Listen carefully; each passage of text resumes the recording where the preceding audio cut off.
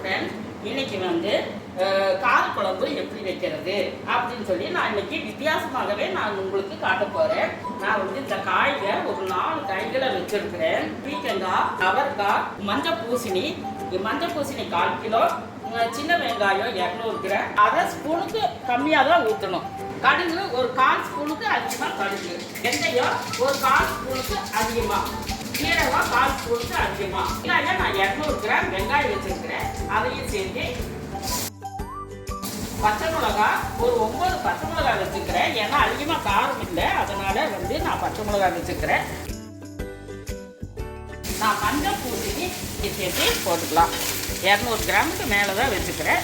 அது கொத்தவரங்காய் ஒரு 100 கிராம் கொத்தவரங்காயை அப்படியே போட்டுக்கலாம். பீக்கங்காய் நான் வந்து 200 கிராம் பீக்கங்காய் வச்சுக்கிறேன், அதையும் சேர்த்து போட்டுக்கலாம். அவரைக்காய் 1/4 கிலோ வச்சுருக்கிறேன், அதையும் சேர்த்து அவரைக்காயை போட்டுக்கலாம். 3/4 ஸ்பூன் உப்பு வச்சுக்கிறேன், அதையும் சேர்த்து உப்பு போட்டுக்கலாம். மஞ்சள் தூள் 1/4 ஸ்பூனுக்கு அதிகமாக வச்சுருக்கிறேன்.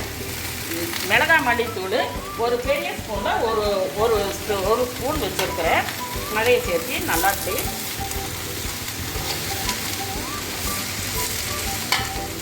தூள் நான் வந்து எட்டி பெருங்காய் வச்சுருக்கிறேன், அதையை சேர்த்து கொஞ்சம் போட்டுக்குவோம். இப்போ எல்லாத்தையும் சேர்த்து நம்ம 1/4 ஸ்பூனுக்கு அதிகமாக தான் நம்ம எண்ணெய் ஊற்றிக்கிறோம். ஆயில் வந்து ரொம்பவே நான் போட மாட்டேன். தேங்காய் பால் நான் 1 மூடி தேங்காய் பால் எடுத்து வச்சுருக்கிறேன், அதையும் சேர்த்து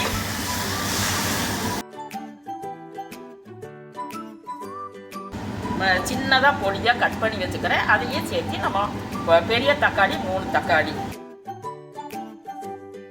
இது வந்து 1/4 மணி நேரம் நல்லா வேகணும். A few moments later.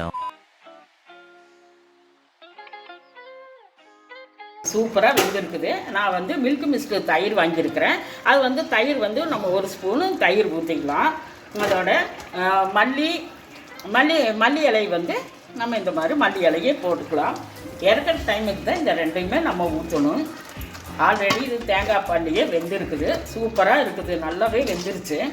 இது வந்து மத்தரிசி, இது வந்து சுகருக்கு வந்து ரொம்பவே நல்லது. இப்போ எப்படி இருக்குது அப்படின்னு சொல்லிட்டு இப்போ நம்ம பார்க்க போகிறோம்.